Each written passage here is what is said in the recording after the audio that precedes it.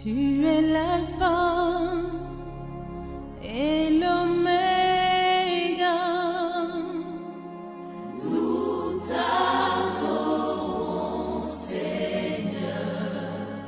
Tu es digne de louange. Il faut être premier et meilleur en même temps. Il y en a d'autres qui sont premiers, c'est pas meilleur. La Bible dit que Caïn était le premier à faire l'offrande à Dieu. Et Abel était le second à faire l'offrande à Dieu. Mais Abel fit le meilleur et le premier à plaire à Dieu. Le meilleur à plaire à Dieu et le premier à plaire à Dieu. Pas le meilleur. Recherche à être premier et le best. The best. Sois le premier et le meilleur. Lorsque tu poses une action, pose-la dans toute ton intégrité. Pose-la pour être le meilleur et le premier en même temps. Beaucoup s'empressent et ne sont pas les meilleurs. Beaucoup courent et n'arrivent pas. Beaucoup sautent plus fort mais n'arrivent pas à toucher. Et toi, tu sautes un peu, tu touches. Alléluia. Dis-moi, je suis le premier et le meilleur. Et je suis le meilleur et le premier. Dis, I am the best. I'm first. I'm first. I'm the best. That's why.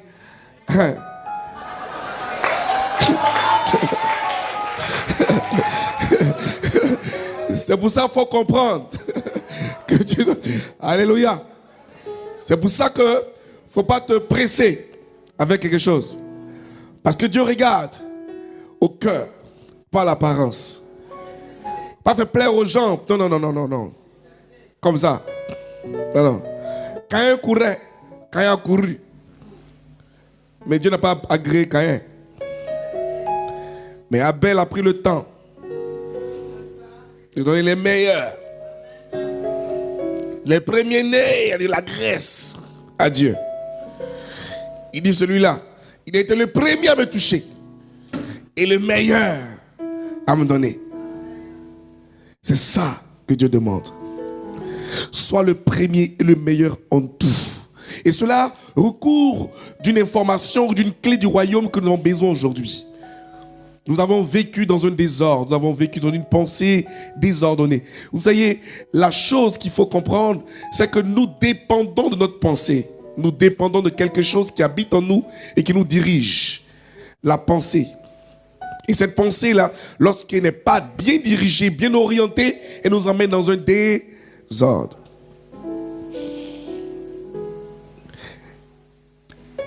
Nous devons entrer dans une dimension où Dieu nous amène à conclure ce que nous voulons. Regarde, je pense bien, donc Dieu veut que ce soit bien. Je pense mauvais, tu vas récolter ce qui est mauvais. Tout ce que nous avons, tout ce que nous voulons existe en nous. Mais sachons dissocier nos émotions de la volonté de Dieu. Les émotions ne sont pas si mauvaises que ça. C'est Dieu qui a créé les émotions, n'est-ce pas? Si tu pleures, c'est une émotion. Si tu ris, c'est une émotion aussi. Je ris, je pleure. Je veux danser. Dieu crée les émotions. Mais lorsqu'elles sont mal dirigées, elles nous causent des problèmes. Lorsqu'elles sont dirigées pour un but bizarre, j'aime pas dire un but qui n'a rien à voir avec la construction du Seigneur, c'est dangereux. Saint Paul nous a dit, dans le livre des Paul, les Actes des Apôtres, la Bible dit que tout est permis, mais tout n'est pas utile. Les émotions sont permises, mais lorsqu'elles sont mal dirigées, elles nous causent des problèmes. Elles ne construisent pas. Aimer est un don de Dieu, mais il faut savoir aimer. Dis Amen. Et pleurer est un don de Dieu, mais il faut savoir pleurer. Car la Bible dit, pleurez à ceux qui pleurent et réjouissez-vous avec ceux qui se réjouissent. Tout ça font partie des émotions. Mais elles sont dirigées dans le sens de l'ordre que Dieu veut. Dieu veut que nous dirigeons nos émotions selon son ordre pour en profiter. Si tu sens que tu as des émotions qui sont fortes, prie pour les diriger à ton profit. Dirige ça. Dirige-la très bien. Je prends un seul exemple. Voici quelqu'un qui est face au mur, qui n'a plus d'issue. Et sa seule clé, c'est son émotion. Vous savez, quand tu ne sais plus quoi faire, quand on veut te guillotiner, amen, on veut couper ta tête. Voilà. Quand on veut te guillotiner, que tu es face, que tu n'as plus d'issue, ta seule âme, c'est pleurer. Ou bien, il y a une émotion qui est une âme qui nous appartient, c'est un don de Dieu. Ça dépend si tu la diriges bien. Si tu la diriges mal, tu es tué. Tu la diriges bien, tu es pardonné. Mais comment tu pleures? Voici quelqu'un qu'on veut rapatrier, par exemple, il joue les durs. On te rapatrie. Et la femme, on la rapatrie, puis elle fait ça. Je ne veux pas partir. Mais si elle se met à pleurer, et à crier, et à pleurer, Seigneur, je suis orphelin de père et de mère. Et puis tout cela coule. Et puis elle fait ça. Et puis elle dit, Seigneur. Son émotion est bien dirigée. Et ça crée le sentiment de pitié dans celui qui doit agir. Et lui dit, retourne un peu. Laisse-la un peu. Allons là-bas un peu. On la calme un peu. Son émotion l'a sauvée parce qu'elle était bien dirigée. Mais si voilà aussi un autre genre d'émotion. Vous savez que la colère est une émotion. Ton émotion peut te pousser à la colère. C'est quoi ça? Vous êtes des méchants, des racistes. Tu as dirigé ça autrement. Lorsque tu insultes le policier, il t'emprisonne, il te fait partir vite même au pays même. Parce que tu n'as pas été sage dans ton émotion, tu l'as mal dirigé. Prenons le cas maintenant de quelqu'un, par exemple, qui a ses émotions qui débordent et qui sait que ses émotions sont fortes. Mais en fait, il n'arrive pas à les contenir. Alors, s'il n'arrive pas à les contenir, il faut qu'il sache qu'il prie pour savoir comment les diriger autrement. Dieu a mis en nous, par exemple, le pouvoir de dominer et de pouvoir paraître à sa gloire. Il dit bien paraître à sa gloire parce qu'on s'est fait à sa ressemblance. Parce qu'on s'est fait à sa ressemblance qu'on peut paraître à sa gloire. Donc Dieu, dans son plan, lorsque nous débordons, lorsque nous avons en nous des émotions qui nous fatiguent, d'abord ça fatigue parce que nous déborde. C'est quand tu diriges mal que ça te fatigue. Sinon ça nous déborde. Les émotions, pas les enlever, ça existe. Mais il faut les diriger. Dis amen. Alléluia. Dieu veut que nous vivons dans un domaine d'ordre. Le thème du mois dernier, ça a été le souvenir, le succès qui nous a emmenés à la veillée qui a été aide de la mémoire. Et lorsque Dieu nous a bénis hier, avant-hier, à la veillée, nous avons parlé de cette mémoire-là, qui est notre identité, parce que quelqu'un sans mémoire n'a pas d'identité. Celui qu'on veut détruire, on enlève sa mémoire. Vous savez que les scientifiques arrivent à effacer votre mémoire. La médecine peut effacer ta mémoire en t'injectant quelque chose et puis ta mémoire est effacée. On ne sait plus qui tu es. Tu ne te rappelles de rien. Ça existe encore. Donc, le diable te combat. Il veut ta mémoire.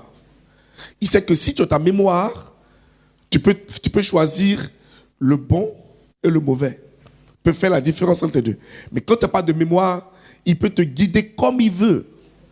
Et le diable est maître des personnes qui n'ont plus de mémoire. Alors pour faire sa croisade d'évangélisation, sa croisade pour gagner des âmes, il cherche des personnes à qui il lui donne un esprit d'oubli. Et l'esprit d'oubli est infiltré dans chaque vie. Et lorsque on oublie, qu'on perd la mémoire, qu'on perd ce qu'on a appris tout à l'heure, qu'on perd tout ça, alors lui gagne. Il a ses adeptes. Le maximum de personnes, c'est des personnes qui ont oublié, qui sont chez le Seigneur, qui sont chez le diable. Le diable gagne ceux qui n'ont pas de mémoire. Parce que quand tu as une mémoire, tu te souviens de là qui t'a créé et d'où tu viens pour te souvenir, pour être reconnaissant. Amen. Je disais à la veillée que la mémoire est dans ton subconscient. Il y a la conscience, il y a ton subconscient. La conscience, j'appelle ça le lieu saint. Et ton subconscient, le lieu très saint. Il arrive que dans ton lieu très saint est caché toute ta vie, toute ton enfance, toutes tes blessures et tout ce que tu ne veux pas qu'on en parle. Tous tes secrets sont dans ton subconscient, dans ta mémoire. D'accord? Et lorsque le diable arrive à effacer ça, tu peux oublier même celui qui t'a mis au monde. Celui qui t'a porté sous ses pieds. Mais celle qui t'a allaité. Et c'est le but du diable. Et il sait que c'est une arme que nous avons qui nous garantit pour nous ramener vers les cœurs, pour amener les cœurs des fils vers les pères. Et le diable combat ce genre de choses. On va parler de ça. On a touché aussi le simple fait que lorsque Jésus de Nazareth a voulu faire son dernier souper, il y a eu un dernier souper. Christ a réuni ses disciples, ses apôtres, en particulier. C'est-à-dire, c'est au restaurant particulier. Ça veut dire qu'il est allé par révélation, il a envoyé ses disciples pour aller voir la maison. Il a dit au maître de la maison, allez dire au maître de la maison, où est-ce qu'on doit souper? Imaginez-vous, quelqu'un arrive chez vous, toc, toc, toc, bonjour madame, le maître dit, on doit souper. Tu n'as même pas reçu quelqu'un, tu n'as pas prévu. Mais le toc, toc, toc, le maître dit, on doit souper. Automatiquement, l'Esprit de Dieu a révélé, a rappelé au maître de la maison que vous devez souper dans cet endroit-là. Tout est prêt. Et ils sont allés, tout était prêt. Ils ont soupé. Ils étaient 12. Puis Jésus, ça faisait 13. Jésus était le 13e invité. Il y a 12 apôtres. Il y a le 13e invité. C'est pour ça que vous vous rappelez que je dis par exemple que le diable ne touche pas le chiffre 13. Vous avez dit ça, non? C'est la révélation de Dieu, c'est la personne de Dieu, c'est sa personne révélée. Il n'a pas le droit. Alors il pousse les gens à pervertir ce chiffre. C'est ça. Donc Jésus est le 13e personne sur les 12 et il leur dit, voici comment on doit fonctionner. Et tout ça se fait, faites tout ceci en mémoire de moi. Le plan de cette fête, c'était de pouvoir leur rappeler, peut-être, je disais, peut-être leur dire, tout ce que je fais ici, le pain que je brise, le vin que je sanctifie et que je vous donne à boire, faites ceci en mémoire de moi. Mais est-ce qu'on s'est posé la question, ceci c'est quoi? J'ai dû oublier mes repères en grammaire. Ceci.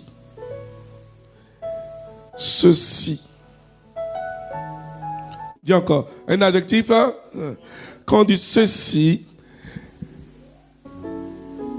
adjectif démonstratif, est-ce qu'on a pensé pour savoir quel est ce ceci que Jésus voulait qu'on le fasse en sa mémoire? Il dit, faites ceci en ma mémoire. À chaque fois que vous vous retrouvez, faites ceci en ma mémoire. Est-ce que ça veut dire qu'il fallait toujours se retrouver pour faire la Sainte Seine toujours? Amen. Parce que c'est ce qui est répandu un peu comme enseignement. Et ce qui est vrai, certainement parce que ça se fait. Amen. Comme les disciples le faisaient. Et comme il a ordonné aussi à ses autres disciples de faire aussi. Au monde entier de faire. Il dit, faites ceci en de moi. Toutefois que vous vous retrouvez, mais pas seulement vous les disciples, mais à tous ceux à qui vous enseignerez. Et ça dit que le repas devient un repas rituel et tous les jours. Et chaque fois qu'on se trouve, c'est cette scène qu'on fait. Mais pourquoi d'autres le font hebdomadairement? Pourquoi d'autres le font mensuellement? Pourquoi c'est chaque dimanche? Pourquoi c'est chaque mois? Pourquoi c'est chaque année pour certains? Est-ce qu'il a dit s'il fait ça chaque dimanche? Ou bien chaque... Non, non. Il dit toutes les fois que nous nous retrouvons. Ça veut dire que même si je me vois à la maison avec mon épouse, on fait ça à la maison. Lundi, mardi, mercredi, jeudi, vendredi, samedi, dimanche. Et toute l'année, 365, 5 jours sur 365. Souvenez-vous. Alors quand ça arrive à ce niveau-là, on se pose la question. Est-ce que véritablement c'était le partage du pain? Ou bien c'était quelque chose d'autre? Quelqu'un me suit? Est-ce que c'était le partage du pain ou c'était quelque chose d'autre, le ceci? Parce que le ceci dont il parle, si on le comprend comme on le comprend de manière ordinaire, on le ferait tous les jours. Parce que d'autres le font tous les jours. Mais à la maison, ils le font. Pour la scène chez eux bien et puis ils mangent et puis ils dorment après. Parce que rien ne dit que c'est chaque dimanche. Rien ne dit que chaque 2 dimanches. Rien ne dit que c'est chaque mois. Mais il faut le faire. La Bible nous dit en Romains chapitre 12, verset 1, Paul dit, offrez vos corps en sacrifice vivant, saint et agréable. Il dit, je vous exhorte. Il exhorte comme il a exhorté tout le monde. Il dit, il a reçu l'enseignement. Il dit, je vous exhorte, bien-aimés, à offrir vos corps en sacrifice vivant, saint et agréable. Écoutez, c'est la suite qui m'intéresse. Ce qui fera de vous un culte raisonnable. Or, le culte, c'est l'adoration à Dieu. Qui adore Dieu se mémorise de ce qu'il a fait pour ta vie. Dis amen à ça. Qui adore un maître se mémorise ce qu'il a fait pour toi. Qui adore une divinité se rappelle de l'action qu'il a posée dans sa vie. Culte veut dire adoration. Le culte veut dire adoration. La messe veut dire sacrifice. Quand on dit messe, c'est sacrifice. Quand on dit je vais à la messe, je vais au sacrifice. C'est pour ça que les évangélistes ou les protestants n'aiment pas dire on va à la messe. On dit on va au culte. Pourquoi? Parce que quand on dit on va à la messe, on dit on va au sacrifice. Or, le sacrifice a été déjà... Quelqu'un me comprend? Je n'ai pas dit je vais à la messe. C'est non sens. Bref. Alléluia. Parce que la messe veut dire sacrifice. Alors quand je vais au culte, je vais dire je vais à l'adoration. Je vais adorer sur la montagne. Un culte d'adoration. Je vais adorer. Je vais lever l'autel par mon offrande. Lever l'autel par ma louange. Lever l'autel par mes acclamations et quoi que ce soit. Lever l'autel par mes encens. Lever l'autel. Je vais adorer le Seigneur. Alors, lorsqu'on adore, c'est qu'on se rappelle de l'action que cette divinité a fait en ton endroit. Sinon, pourquoi tu l'adores? Quel est le motif de ton adoration? Alors, Paul nous dit en Romains 12, il dit, je vous exhorte, frères, à offrir vos corps en sacrifice vivant. Alors, ce n'est pas Dieu qu'on sacrifie vivant, c'est toi qui dois offrir ton corps en sacrifice vivant, mais pas n'importe quel sacrifice. Il est important que le sacrifice que toi tu veuilles donner soit saint. N'aie rien dans ton cœur comme ton frère pour venir faire un sacrifice. Il dit, offrir ton corps en sacrifice vivant, saint et agréable. Le mot agréable est indéfini. Vous savez, quand quelque chose est agréable, c'est pas doux. On ne dit pas doux, c'est plus que doux. C'est agréable. Il y a un mot qu'on dit par exemple, c'est un délice. Vous voyez? C'est-à-dire, le délice, je ne sais pas comment t'expliquer, c'est un sentiment que tu reçois quand tu prends quelque chose. C'est un délice. C'est-à-dire, tu ne peux pas exprimer cela. Tu vois? Alors, il dit, c'est agréable. Ce qui fera de vous un culte raisonnable. C'est pour ça qu'à la suite du verset, il dit, ne vous conformez jamais au siècle présent. Pourquoi? Parce qu'il y a un ordre contradictoire par rapport à l'ordre divin. Il y a un ordre que le système a mis en place, que nous suivons. Il y a un ordre que les autres suivent. Mais ne te conforme pas au siècle présent, mais sois plutôt renouvelé. Il dit transformé, renouvelé par ton intelligence. Si tu n'as pas la révélation, tu suis l'ordre du système. C'est pas que tu bafoues. Tu ne bafoues pas l'ordre du système. Tu n'as même pas le droit de bafouer l'ordre du système. Mais Dieu te demande de ne pas te conformer. Pas de manière physique, mais spirituelle. Tu n'es pas d'être rebelle à la loi établie en France. Tu n'es pas parlé de ça. Non. On dit soumets-toi aux autorités établies ici. car il n'y a aucune autorité qui est établie sans Dieu. Romains chapitre 13, verset 1. Lorsque Dieu établit quelque chose, il établit selon son ordre qu'il a posé. Personne ne peut être sa loi lui-même. Vous savez, la Bible dit que nous sommes des étrangers sur terre, passagers sur terre. Imaginez un Français qui débarque à Kinshasa, à Bandundu. Il a Bandundu, son avion s'est mis là-bas, et puis il attend 3 mois pour venir le rechercher. Et pendant qu'il est à Bandundu, au Kinshasa, il voit les gens de Bandundu commencent à déconner, agir, dans leur manière d'agir. Et il se met des cris au préfet pour dire, c'est quoi ces bêtises-là? Ça n'existe pas chez moi, ça. Tu es chez toi ici, toi? Tu n'es pas chez toi ici. Tu as 3 mois d'existence ici. Vous savez pourquoi on est ridiculisé? Parce que personne ne connaît son temps d'existence sur terre encore. Alors quand tu marches comme ça, toi qui te révoltes, et si demain Dieu t'appelait? Pour dire, c'est pas chez toi ici, viens chez moi. Ça s'est arrivé à Élie. Élie était pareil. Élie s'est permis d'aller contre. La Bible dit qu'il a égorgé 400 prophètes de Baal. Ça n'a pas duré. Dieu dit, si je le laisse, il va tuer 800. Monte ici. Allez, monte. Va ordonner quelqu'un d'autre et monte. Parce que tu es un tueur. Tu viens changer des choses ici. Non, je te demande d'envoyer les gens au Seigneur. Il ne t'a pas dit de... Non, s'ils ne veulent pas, te les laisse. Il faut que ta vie dans la ville, ton comportement dans ton quartier, les amène à changer. Mais ne te lève pas en marche contre la loi établie. Vous savez, tu as voté la loi. Ça te touche et ça te touche. Ça ne te touche pas. Tu ne peux pas empêcher un oiseau de voler au-dessus de ta tête, mais tu peux l'empêcher de poser son nid sur ta tête.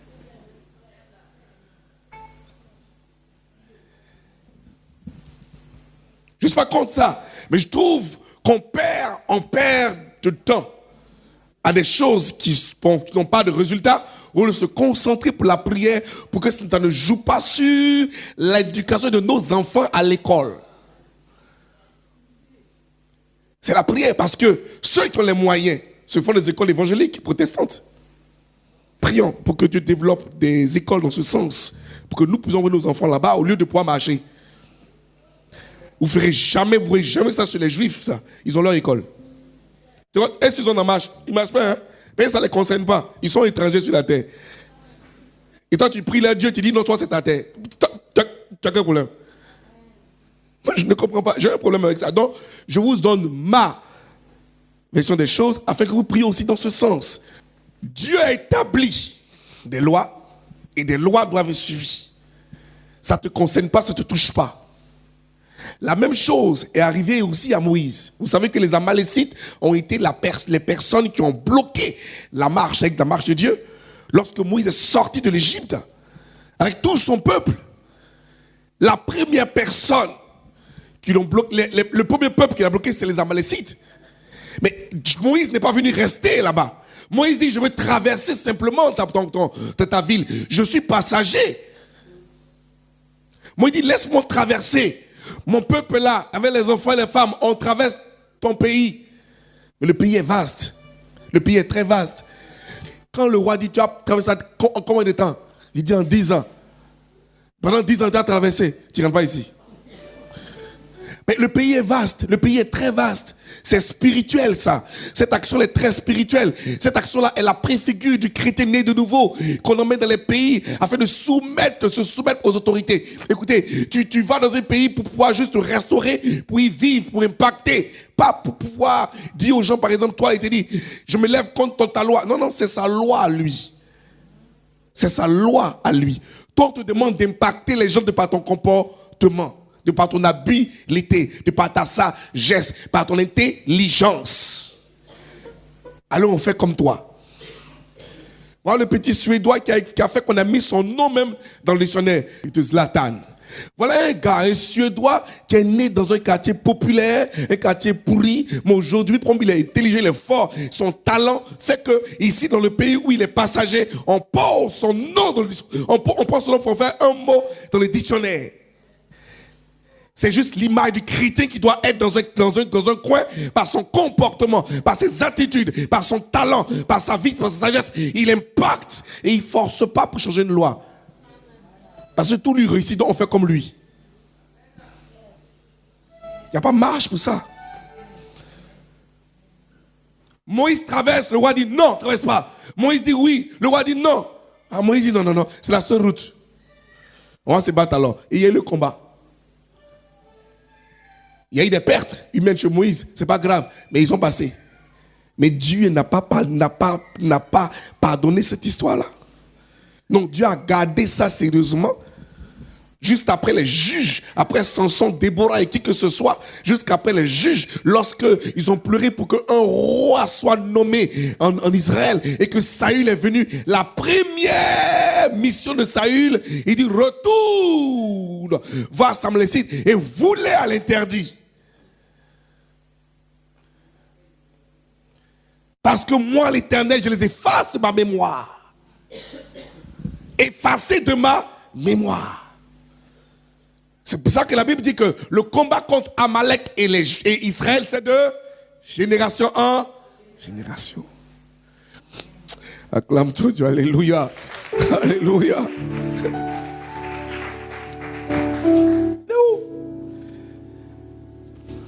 Nous devons rentrer dans l'ordre. Lorsque Christ a dit, faites semblant de moi, le ceci définissait effectivement de pouvoir toujours recommencer ça tous les jours, manger ce repas, prendre le pain, le manger spirituellement. On mange Jésus et on boit son sang tous les jours. On mange Jésus et on boit son sang tous les jours. On mange Jésus et on boit son sang. C'est vrai. Mais il y a une autre version de la chose qui n'est pas fausse aussi. Et cette version-là, elle est aussi simple que ça. Si quelqu'un te dit, quelqu'un fait quelque chose, et puis dit, faut faire ça. Fais ça en ma mémoire, tout de suite là. Faut faire. Ça veut dire, il dit de faire la même chose qu'il vient de faire.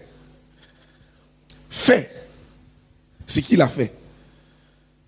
Quand je pose une action, fais ça aussi. Quand je pose telle action, fais ça aussi. Mais quelle action Jésus a posée? Tu vois que le pain il a posé? Non, il faut arrêter. C'est pas le pain et le vin qu'il a posé comme action. Il a fait 3 ans et demi de vie commune dans le ministère avec ses disciples. Et ces 3 ans et demi de vie, il a souffert, il a enseigné, il s'est sacrifié. Il a sacrifié sa mission, il s'est sacrifié pour la mission sur terre. Nous ne devons plus être des consommateurs, mais nous devons être aussi des consommés. Nous ne devons plus être des éclairés, mais nous devons aussi éclairer. Nous ne devons plus être des assistés, mais nous devons aussi assister. Nous ne devons plus être des aimés, mais nous devons aussi aimer. Pourquoi? On ne doit plus manger, mais on doit être des mangés. Alléluia. C'est-à-dire que il faut que ton frère te mange pour voir si tu es délicieux.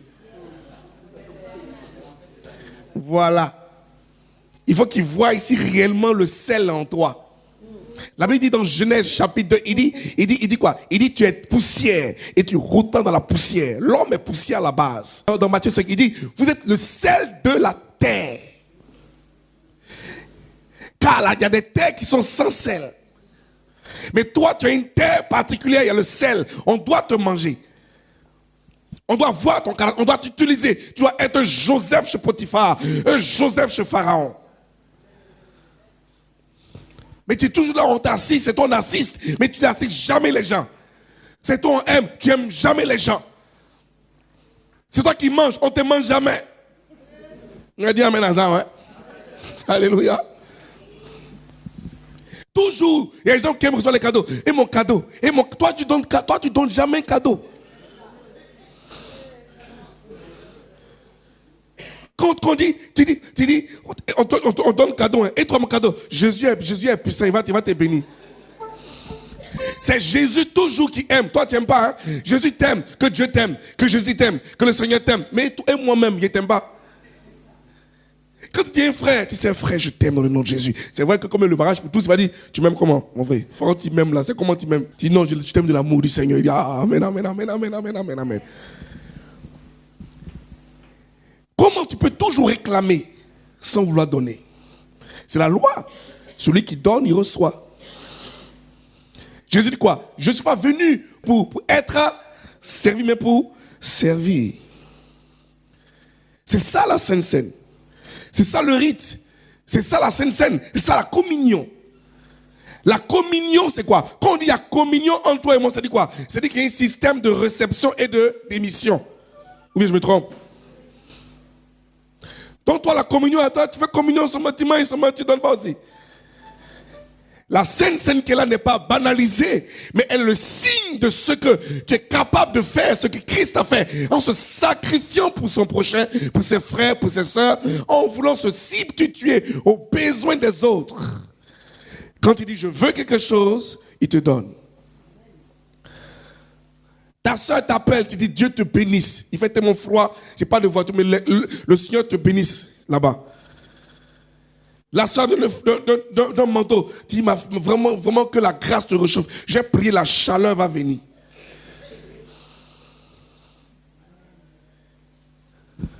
Toujours, Christ a fait. Christ a déjà fait. Christ a déjà fait.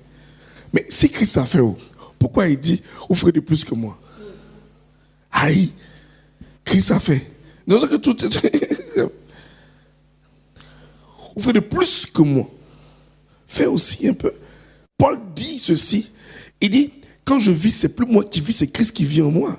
Il dit, je porte jusqu'à présent les stigmates de sa douleur. Je porte même les traces et les marques de sacrifice sur moi. Qu'est-ce que toi tu fais pour que Dieu puisse agréer ta vie sur terre? Pourquoi tu n'aides pas les gens? Pourquoi tu as toute la main tendue? Donne-moi, donne-moi. Seigneur, donne-moi. Ça fait que beaucoup de personnes, je dis, quand ils prient sans pour autant recevoir. Ça veut dire quoi? Seigneur, je t'en supplie, libère la grâce sur moi. Seigneur, touche mon cœur, transforme ma vie. Seigneur, donne-moi, efface mes crédits. Amen. Il a fini de prier, il est sorti. Mais est-ce que Dieu a répondu? Mais tu attends d'abord le silence. Il y a une communion qui va se faire. Toi, tu as fait émission et puis tu es parti. Toi, tu aimais. Toi, tu aimais seulement. Tu aimais. Tu ne reçois pas. Non. Si tu as prié, tu attends. Tu vas recevoir. Dieu va te parler. Tu as senti sa présence. Son approbation ou son non-approbation. Mais il doit te parler. Communique avec le Seigneur. Et le fait de pouvoir prendre la Sainte Seine, comme ça, c'est savoir par exemple que nous devons nous disposer pour bénir nos frères. Qui est dans le besoin? Quelle soeur qui ne travaille pas? Dans ton travail, il y a quoi? Est-ce qu'il y a un appartement qui est libre? Il y a cela. Il y a tant. Mais est-ce que prie le Seigneur? Seigneur, voilà vraiment cette église, il y a ça qui manque. Il y a telle soeur qui fait ceci. Tu regardes ta soeur qui vient à l'église en hiver. Tu sens qu'elle vient avec un manteau léger dans l'hiver là. C'est qu'elle n'a pas un manteau lourd. Si elle avait les porté. Dis, ah ma soeur, tu es bien léger. Elle dit, je tiens contre le froid. Oh, enfin, elle n'a pas. Donne-lui un manteau. Elle vient chaussures ouvertes dans la neige là. Mais donne-lui des bottes. Mais quand tu la vois là, c'est parce qu'elle a besoin. Mais dis, ça va aller. Dieu va faire. Et tu as tes manteaux qui sont pleins là-bas dans ta penderie. Tu fais rien avec ça. L'hiver là. Échappe. Il n'y a pas. Alléluia. Dieu ne va pas rentrer dedans pour nous attendre. Il sait qu'il a tout donné. Vous savez, quand Dieu ne répond pas à une prière, c'est qu'il sait que tu as ça. Quand Dieu ne répond pas à ta prière, c'est que tu as ça.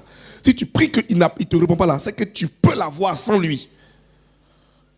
Il y a des choses où Dieu ne va jamais intervenir. Tu penses que tu vas aller dans ta chambre pour dire prends l'eau, bois, ou bien dans la cuisine, bois l'eau, bois. Non, non. Seigneur, je veux boire de l'eau, je veux de l'eau. Non. Il faut arrêter. Il y a des prières. Non, non, non, tu peux pas. Ça veut dire que tu trouves, c'est peut-être ça anodin. Quand il dit par exemple, là tu arrives là, Seigneur demande de l'eau, je bois. Mais pour d'autres, c'est pas l'eau. Pour d'autres, c'est quelque chose que Dieu sait qu'ils ont. Mais toi, tu n'as pas. Toi, non, non, il a ça. Seigneur, je t'en supplie, j'ai besoin, Seigneur Père, d'avoir au moins 10 000 euros. Mais il dit, tu as ça. Amen. Oui. Tu as ça pourquoi? Parce que soit tu as ça physiquement dans ton compte et tu as peur de casser, soit tu n'as pas ça dans ton compte, mais tu as les capacités pour produire les 10 000 euros, mais tu ne sais pas t'ordonner. C'est dans ça qu'on va parler tout à l'heure. Et il y a un problème d'ordre dans ta vie parce que dans tes domaines, tout est désordonné. Tu ne sais plus où tu as mis l'argent. Dis, il faut l'ordre dans ma vie. Dis à ton frère. Prends Genèse chapitre 1er. Chapitre 1er. Il est important que nous devons mettre de l'ordre et l'accent dans notre vie. C'est important. Parce que pour maîtriser notre vie, pour pouvoir mettre les domaines de notre vie, il faut véritablement que de l'ordre soit.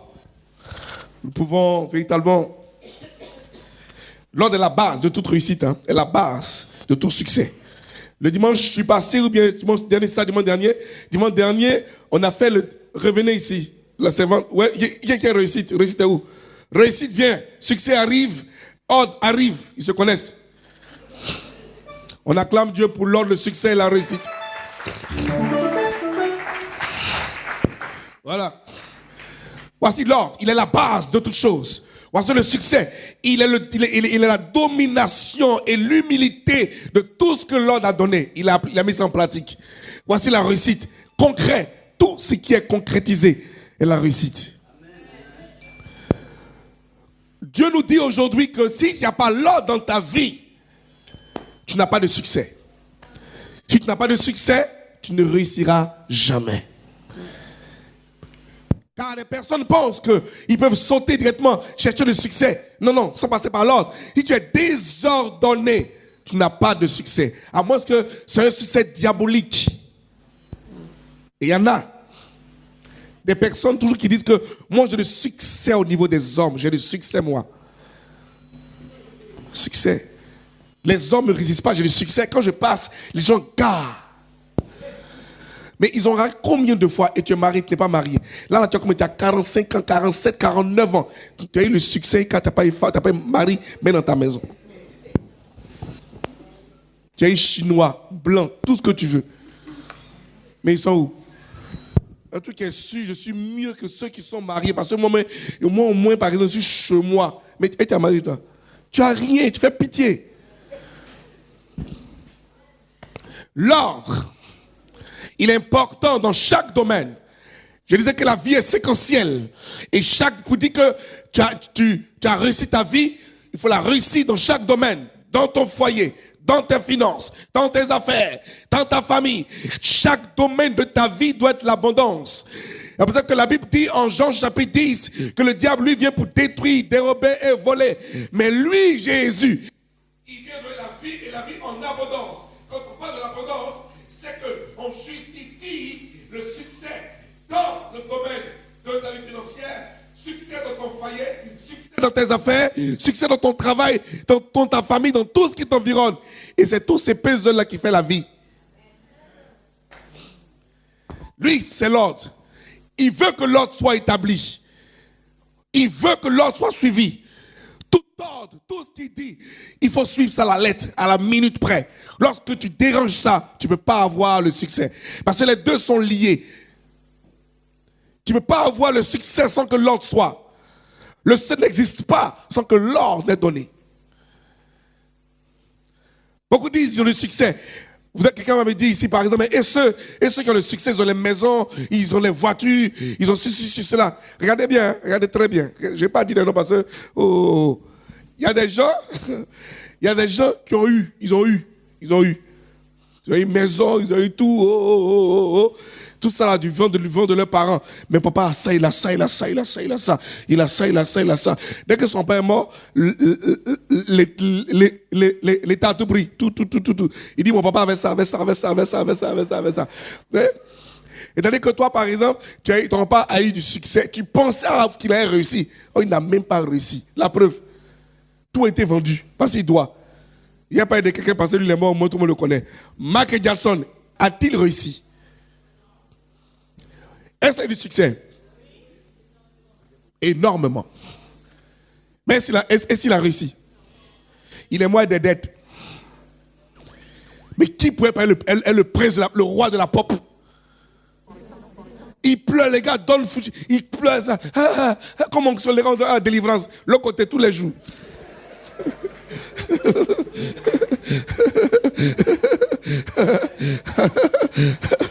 Alléluia. Je veux ce matin revenir dessus. Et encore dimanche, revenir dessus. Pour que tu comprennes que ta vie doit être marquée sur 3 événements. L'ordre, le succès et la réussite. Si ton but n'est pas de réussir, arrête ça. Et le langage, moi là, comment ça là c'est succès? Faut arrêter ça. Faut arrêter ça.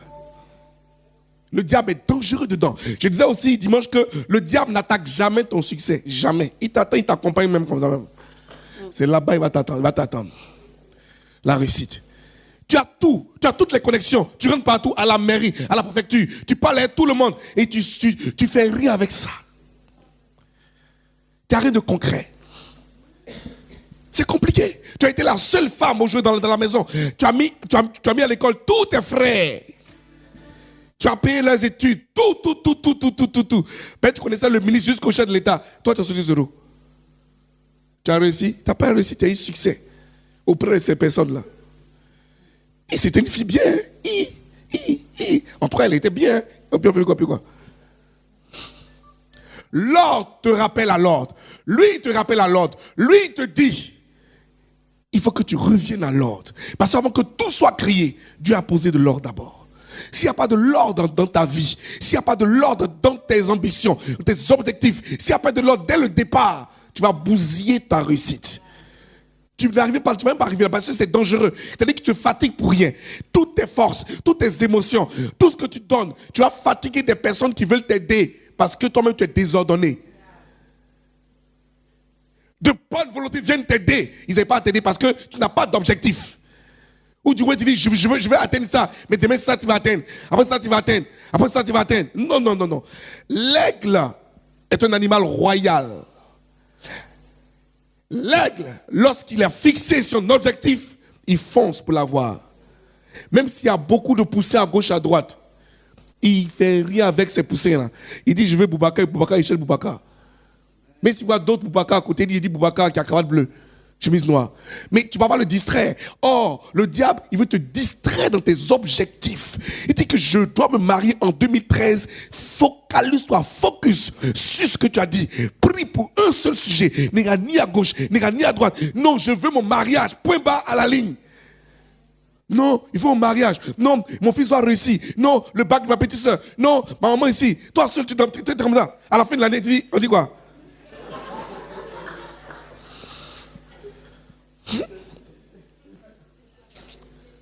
Alléluia.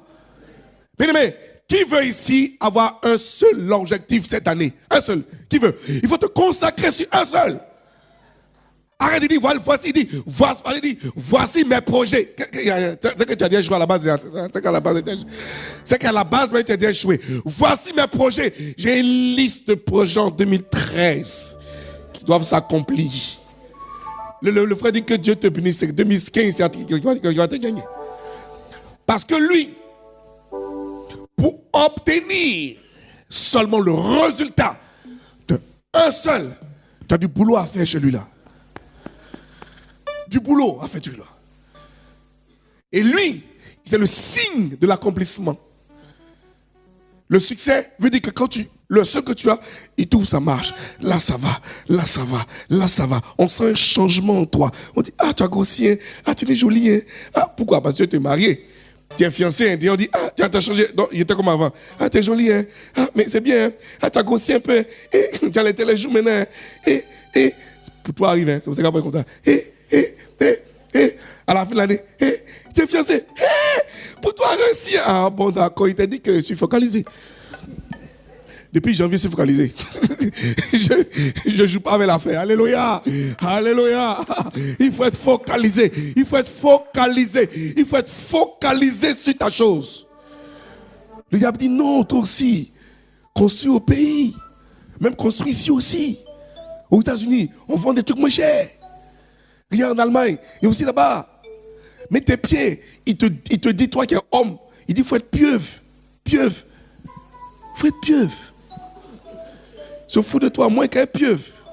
Une pieuvre, moins qu'être comme une pieuvre. Des images comme ça. Tu vois? Et puis je vais nulle part, celui-là. Une pieuvre, tu vois? l'ordre, réussite, succès et réussite. On va lire un verset, vous asseoir. On acclame très fort. Lisons Genèse chapitre 1. Ouais, attends ma fille. Genèse chapitre 1. C'est Boubacar. Dis Amen. Amen. Je lis la parole de Dieu au nom de Jésus. Amen. Alors. Au commencement, Dieu créa les cieux et la terre. Verset 2. La terre était informe et vide. Il y avait des ténèbres à la surface de l'abîme, et l'Esprit de Dieu se mouvait au-dessus des eaux. Verset 3. Dieu dit que la lumière soit, et la lumière fut. Verset 4. Dieu vit que la lumière était bonne, et Dieu sépara la lumière d'avec les ténèbres. Verset 5. Dieu appela la lumière jour, et il appela les ténèbres nuit. Ainsi il y eut un soir, et il y eut un matin. Ce fut le premier jour. Verset 6. Dieu dit qu'il y ait une étendue entre les eaux, et qu'elle sépare les eaux d'avec les eaux. Verset 7. Reprends là encore. Dieu dit qu'il y ait une étendue entre les eaux, et qu'elle sépare les eaux d'avec les eaux. Verset 7. Et Dieu fit l'étendue, et il sépara les eaux qui sont au-dessous de l'étendue d'avec les eaux qui sont au-dessus de l'étendue. Amen. Tu restes encore là. Dieu dit qu'il y ait des étendues. Au verset 7, il dit Dieu fit l'étendue et il sépara les eaux qui sont au-dessous de l'étendue d'avec les eaux qui sont au-dessus de l'étendue, et cela fut ainsi. Bien-aimé, Dieu, notre Créateur, il a créé, il y avait les étendues. C'est l'eau, hein? C'est l'eau qui est étendue là. Les étendues. Il a séparé l'eau. Donc Moïse, c'est que ça là, c'est pas nouveau. Il a séparé l'eau. Il a mis en dessous là, c'est-à-dire l'eau qui est la mer, l'océan Atlantique, Indien, Atlantique, quoi que ce soit, glacial, tout ça là, cette eau là, elle est elle est par terre là. Et puis en haut là-bas là, il y a les jumeaux de océan Atlantique, océan glacial, océan Golfe de Guinée, tout ça là, il y a ça en haut aussi. Il y a poisson en bas et il y a poisson en haut. Est-ce que quelqu'un me comprend? Non, tu n'as pas encore compris. Il est dit ceci. Lorsque Dieu a créé les cieux, l'étendue qu'il a fait là, il a fait la réserve de ce qu'il a fait sur terre là-haut. Une réserve t'attend. L'eau aussi est là-bas. L'eau qu'on a partagée que la terre, tout à l'heure qu'on va voir, quand il va souffler sur l'eau. Il soufflera sur l'eau pour que la terre, pour que l'eau s'éparpille, pour que le sec sorte. Là-bas, il a préservé ça encore. Non, je reprends. Tu n'as pas compris encore. Non. Il dit, la Bible là, nous enseigne que lorsque Dieu a créé toutes choses, tout est informe. Tu l'as, hein? Tout est informe et vide. C'est lui qui a créé toutes ces choses-là. Il a mis la lumière, c'est pas la lumière avec les ténèbres. Il a vu que la lumière était bonne. Amen. Alors il sépara. Il n'a pas créé les ténèbres. Lorsqu'il a séparé, il a vu que la lumière était bonne. Il dit, on appelait ça jour et l'autre nuit. Ce fut le premier jour. Il a créé encore les étendues. Il dit, voici les étendues, il y a des étendues. Donc qu'est-ce qu'il fait? Il sépare les étendues. Il met d'autres en dessous et d'autres au-dessus. Maintenant, il va attaquer ceux qui sont en dessous. C'est pas dit. Verset 8. Verset 8. Ainsi il y eut un soir et il y eut un matin. Ce fut le second jour. Verset 9. Dieu dit que les eaux qui sont au-dessous du ciel... Les eaux qui sont au-dessous du ciel, c'est quelle eau? C'est la mer, alors? Très bien, on se souvient. C'est la mer de ton village là. C'est la mer qui est là-bas, Golfe de Guinée. Tout ça, c'est ça on parle. C'est la mer. Amen. Vas-y, il faut suivre ça. Que les eaux qui sont au-dessous du ciel se rassemblent en un seul lieu Hein. et que le sec paraisse. Amen. Le sec, c'est quoi? La terre. Vas-y. Et Cela fut ainsi. Verset 10. Dieu appela le sec terre, et Amen. il appela l'amas des eaux mer. Mais. Dieu vit que cela était bon. Verset 11. Puis Dieu dit que la terre produise de la verdure, de l'herbe portant de la semence, des arbres fruitiers donnant du fruit selon leur espèce, et ayant en eux leur semence sur la terre. Amen. Regardez un peu l'ordre du Seigneur. Lorsqu'il établit toutes choses, lorsqu'il crée le sec maintenant, et il dit que le sec apparaisse, il appelle le sec la terre. Et il dit maintenant, il proclame sur le sec que la verdure sorte. Mais c'est pas n'importe quelle verdure. Ça sort pas comme ça en désordre. Ça sort en fonction de leurs espèces. Et que chaque espèce produise de la sémence, mais pas n'importe quelle sémence, qui a en eux du fruit de l'arbre qui portera. Oh, vous savez, c'est-à-dire que tu n'es pas là, toi qui n'es pas orangé, tu ne fais pas mangue. C'est-à-dire, lui, il produit en fonction des espèces. Tout se produit par espèce. C'est ce que Dieu est en train de faire. Alléluia. Ça, c'est l'homme. Vas-y, Espérance. Verset 12. C'est 12. La terre produisit de la verdure, de l'herbe portant de la semence selon son espèce, et des arbres donnant du fruit, et ayant en eux leur semence selon leur espèce. Verset 13. Dieu vit que cela était bon. Ainsi il y eut un soir et il y eut un matin, ce fut le 3e jour. Verset 14. Dieu dit qu'il y ait des luminaires dans l'étendue du ciel, pour séparer le jour d'avec la nuit, que ce soit des signes pour marquer les époques, les jours et les années, et qu'ils servent de luminaires dans l'étendue du ciel pour éclairer la terre. Amen. Amen. Voici encore un passage assez mystérieux. Dieu, lorsqu'il a séparé les amas d'eau, enfin, il a séparé les étendues, il a mis l'étendue en dessous et au-dessus, il a vu qu'en fait, quand il regarde là-bas, là, c'est noir. C'est noir là-haut. Alors qu'est-ce qu'il fait? Il crée des luminaires, des grands et des petits luminaires, pour pouvoir éclairer et séparer le jour d'avec la nuit. Et il éclaire ces amas-là des luminaires. Donc, en vérité, en haut, ils ne sont pas dans le sombre. En haut, ils sont dans la lumière. Vous savez ça? Ils sont tous éclairés. En d'autres termes, je vous dis par exemple que tout ce qui se passe ici a été séparé, a été fait pareil là-haut. L'ordre a été fait en ce lieu propre. Dieu a déployé son ordre et a créé en fonction, a créé et a posé l'ordre selon que lui, il souhaiterait que ça se passe sur la terre. Si on suit ce que lui, il a fait sur la terre, comme ça, on ne sera pas étranger là-haut. Parce qu'on connaît l'eau. Si tu vois qu'il y a la mer en haut, tu n'es pas étranger. Tu vois aussi les arbres, tu n'es pas étranger. Si tu vois aussi, par exemple, écureuil courir, tu n'es pas étranger. Il y a ça en haut là-bas. Il y a tout ça. Dieu a mis tout ce qu'il faut là-haut.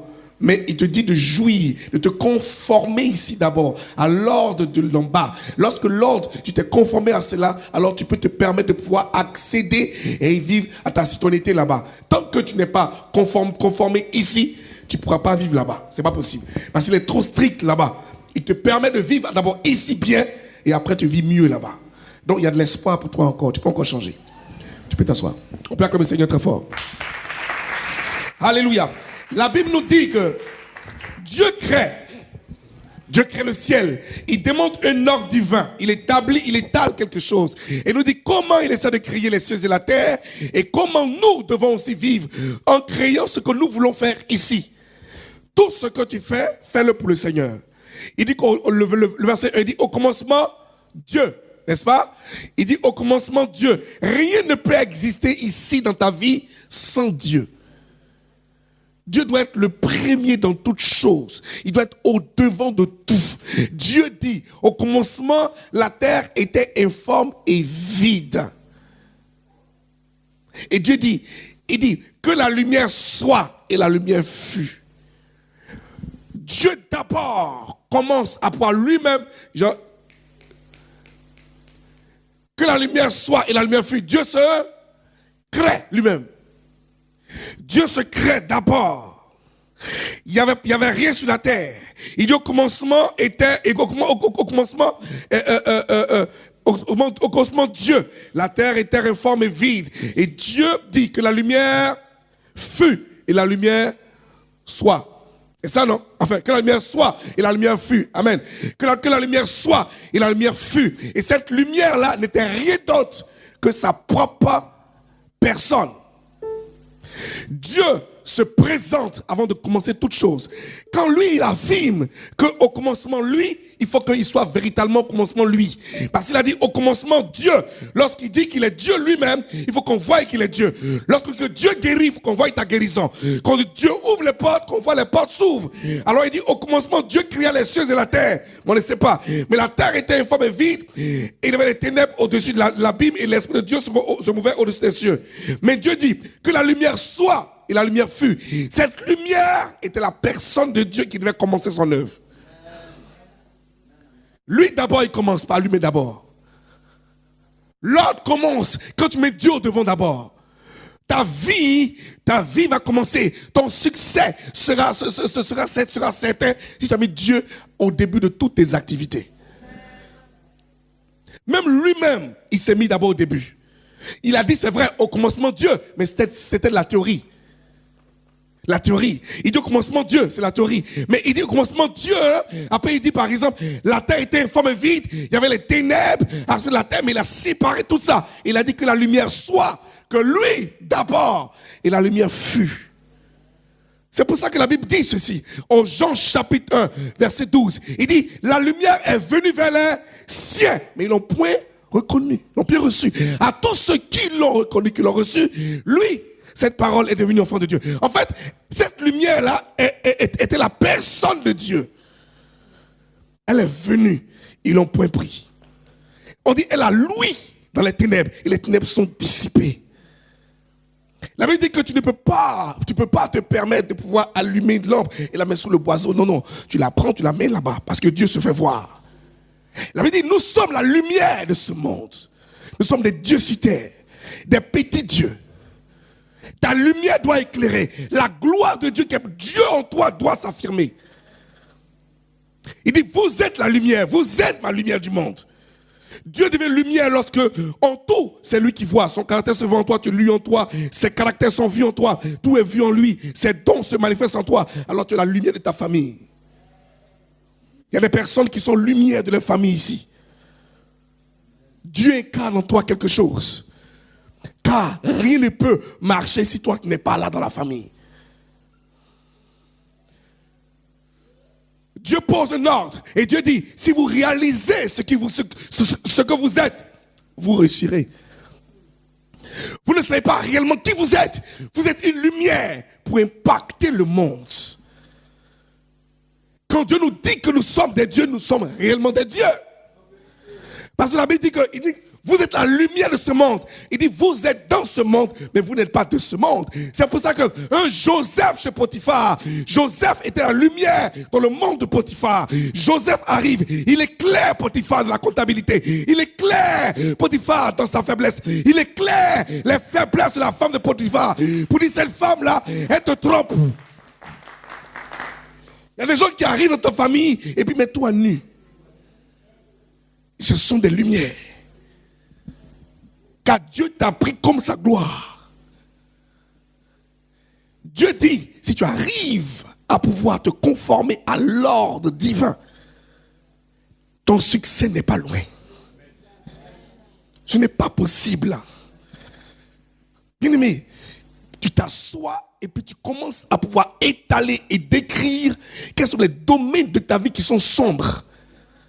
Et voir si dans chaque domaine, tu mets de l'ordre. En un coup, c'est pas facile. C'est vrai, je comprends que c'est dur, que tu es embrouillé.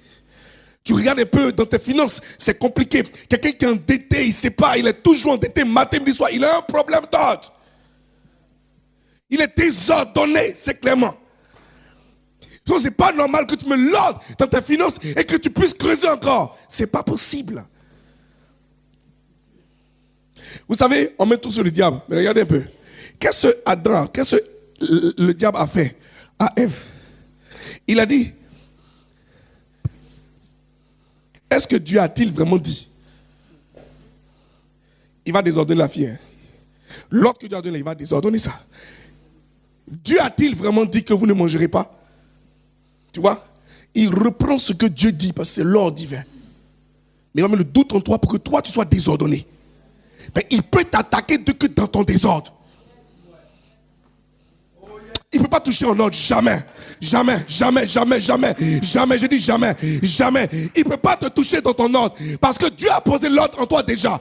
Donc il est important qu'il te pose une question pour troubler un doute. Lorsque tu es désordonné, il arrive. Et puis il gâte. C'est dangereux.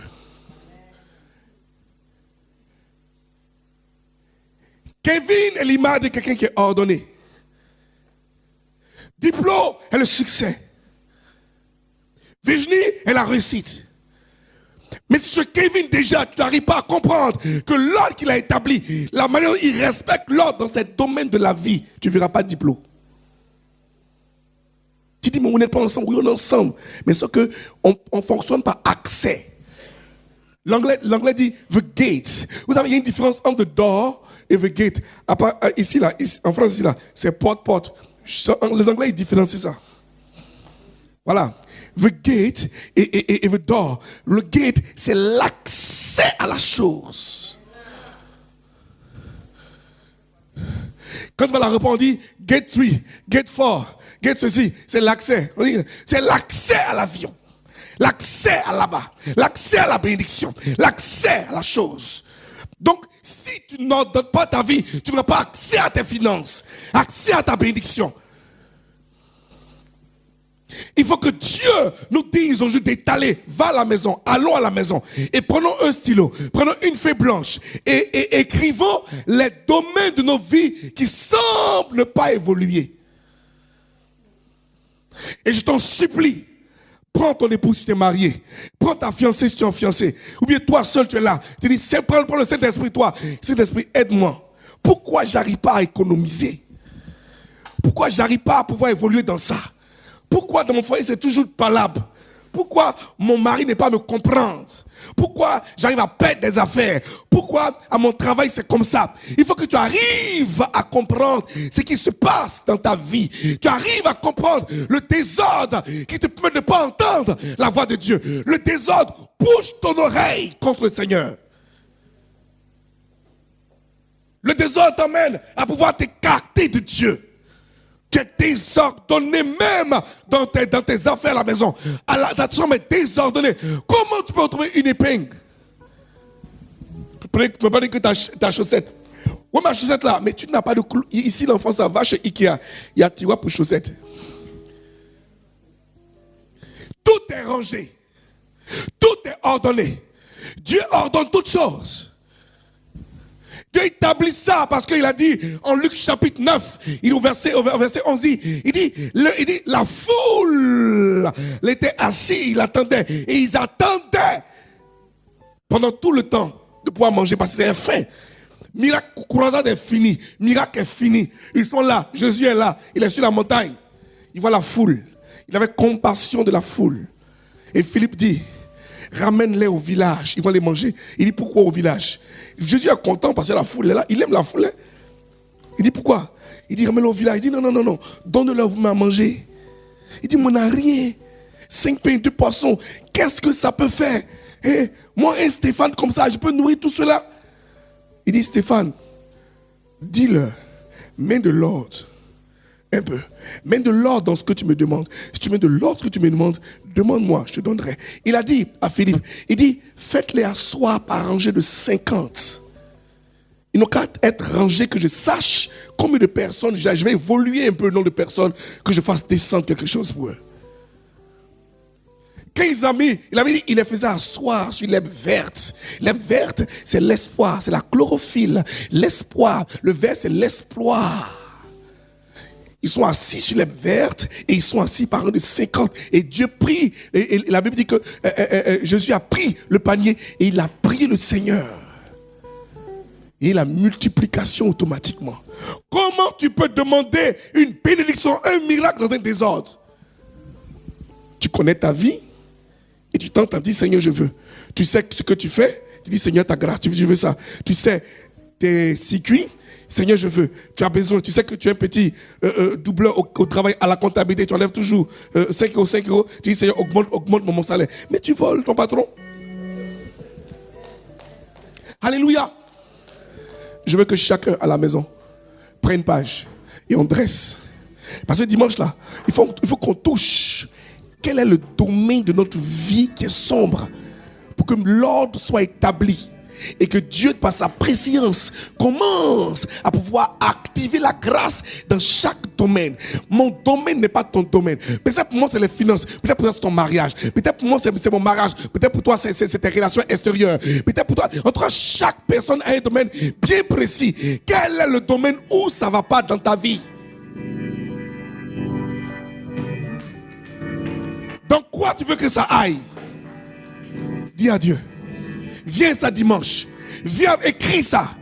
Viens ça dimanche et dis, Seigneur, je veux voir dans quoi j'ai dit, je veux savoir, je vis, je donne ma dîme, je fais mon offrande, mais c'est compliqué. Tu dois dire au Seigneur, mes relations, ils m'ont lâché, ils sont faux avec moi.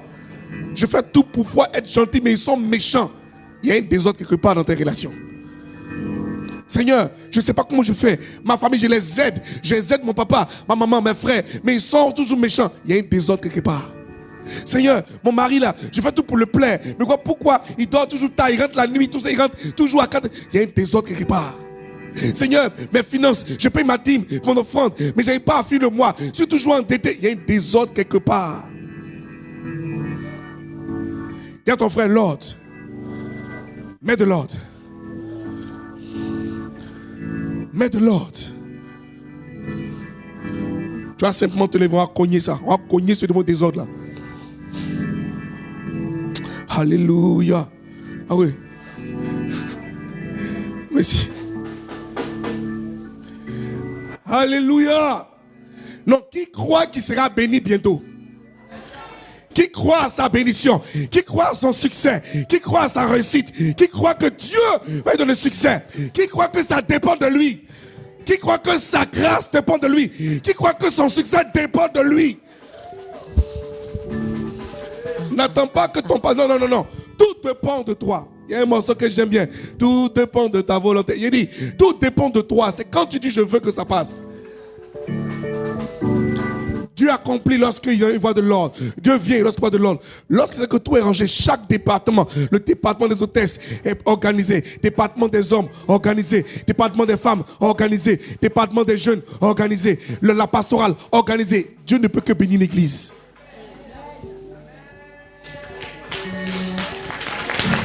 Alléluia, alléluia.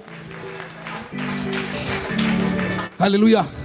Je lance l'appel à ceux des départements. Ressaisissez-vous et mettez de l'ordre au groupe musical. Mettez de l'ordre au groupe des hôtesses. Mettez de l'ordre à la délivrance. De l'ordre chez les jeunes. De l'ordre chez les hommes. De l'ordre chez les femmes. Afin que Dieu oigne l'église.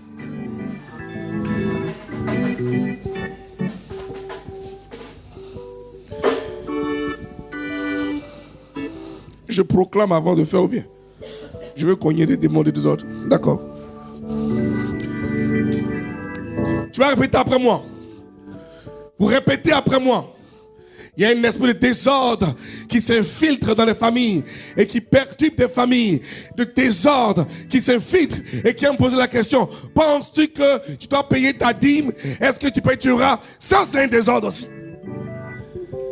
Penses-tu que tu dois envoyer de l'eau chez le pasteur ou bien tenir par exemple? C'est un désordre. Tu dois penser à pouvoir mettre de l'ordre dans ton esprit en respectant les principes divins que Dieu a établis. Amen. Tu dis avec moi, dis Seigneur Jésus, Seigneur Jésus, tu as établi l'ordre divin depuis la création. Et cela t'a donné du succès et de la réussite. Seigneur, en vertu de l'ordre que tu as établi pour ta création, pour ton succès, pour ta réussite, je me conforme Par l'alliance du sang qui a coulé à la croix. Par l'alliance du sang qui a coulé à la croix. Seigneur, que ton sang s'affirme en moi et ordonne ma vie dans mon domaine marital, dans mon domaine des affaires, dans mon domaine relationnel, dans mon domaine professionnel, dans mon domaine financier, dans mon domaine du ministère. Seigneur, Seigneur, j'ai besoin de toi. Mets de l'ordre dans ma vie, dans les différents domaines qui constituent ma vie. Seigneur, Seigneur, rends ma vie ordonnée.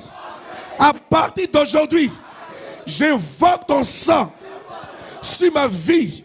Seigneur, Seigneur, ton corps et ton sang qui sera pris tout à l'heure doit impacter ma vie dans chaque domaine. Seigneur, que ton corps, ta chair, met de l'ordre dans ma vie.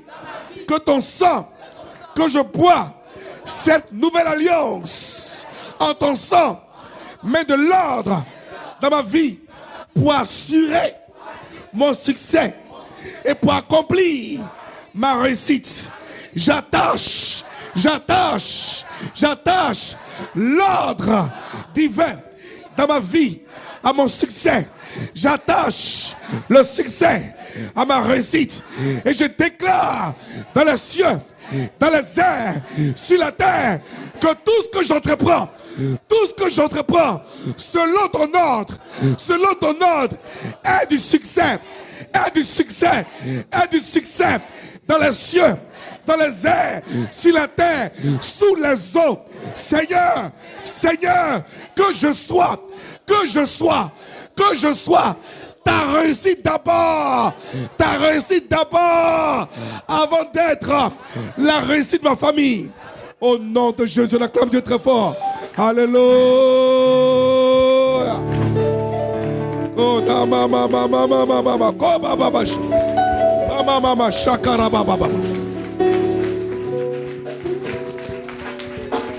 bien-aimé, amen, tu pries comme ça. Tu pries à ton mari, tu pries à tes enfants, tu pries comme ça. Je vois, pendant qu'on priait, Père, il est l'heure. J'ai beaucoup de choses. Le ciel est ouvert. Il y a des personnes qui veulent engager des projets quelque part. Je vois la porte s'ouvrir. Bonjour, chers frères et sœurs en Christ. Nous sommes la mission évangélique de l'unité, la MEU. Nos DVD sont disponibles au 64 avenue du groupe Manoukian à Vitry-sur-Seine. Le pasteur Serge Cassi et toute l'équipe du TV Miracle vous souhaitent de passer un merveilleux moment dans la présence de notre Seigneur Jésus. Nous espérons que ce message vous a touché. Nous en profitons donc pour vous rappeler que nous avons nos cultes tous les dimanches de 10h à 13h30 au 64 avenue du groupe Manoukian à Vitry-sur-Seine. Que la paix et la faveur de notre Seigneur Jésus reposent sur vous et vos familles.